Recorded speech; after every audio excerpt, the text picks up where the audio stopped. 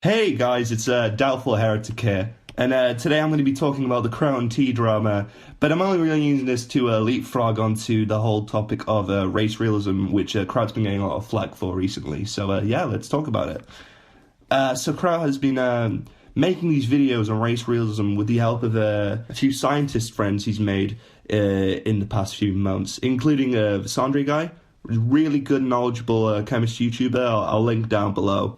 But basically, Kraut's being targeted and abused by neo-Nazis and suspected white supremacists like Edgy Sphinx, JF, and self-proclaimed internet Chad, Danny Duchamp. They've accused Kraut of having the so-called ridiculous position that there is no genetic component to IQ, which I'll come back to later, but also they've been accusing him of doxing and maintaining a hit list. I'll explain it a bit further now. So basically, yesterday, a lot of hot goss comes out. Edgy has this massive tweet thread, and he's posting screenshot after screenshot of Kraut having this server which he runs with his scientist friends called the Task Force. And basically, they're claiming that Kraut has a server hit list, so a lot of chats concerning a lot of different people who are mostly alt-right, like internet personalities. There's a few other non-alt-right people, but it's majority alt-right personalities. Edgy and JF are claiming that that Kraut is using this server to actively dox the people on the hit list. Now, there's a fatal flaw to these accusations that they're bringing forth. Kraut isn't the type of person to do this. Boom, QED.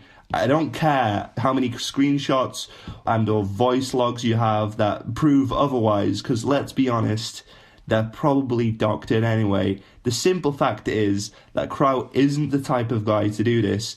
I was one of his first subscribers. I've seen all of his videos, man. He is not the type of guy to do this. Because I've seen all his videos, I am one of his earliest subscribers. It's pretty safe to say I can make an accurate character assessment. Despite these glaring facts, Edgy refuses to see the light and admit he was wrong. He's instead sending out his shadow warriors to incriminate and harass Kraut and his fellow skeptics in the Task Force server. However, the only thing they could show for their efforts was a screenshot of the Task Force server with all its channels deleted, bar two that were labelled unvetted discussion. I believe it was one text chat and one voice chat.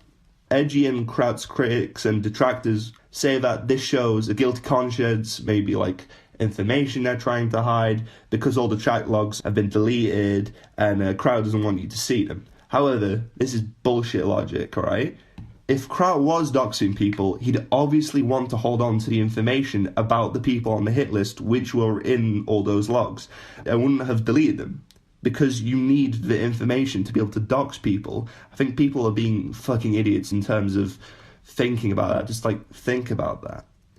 And honestly, if all these Nazis were doxed, I wouldn't care, and I think Kraut is justified. If you think about it, all these Nazis hold these disgusting views.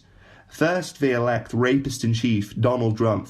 Just seeing the utter hatred of minorities and all non-whites in all these Discord servers, on Twitter, it's disgusting. And they even target some white people, like Jewish people. It's just disgusting. It makes me feel sick to the stomach. Seeing all these depraved shit that people post, it's like they want to gather up all the non-whites at one spot and then just kill, and never stop until there isn't a person alive with a skin tone darker than pearl white.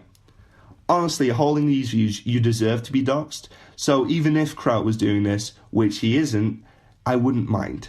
Also, just going back to JF posted a video which you can hear a voice log of Kraut. It seems like pretty incriminating evidence at first, because Kraut's saying all this shit, all this doxy stuff.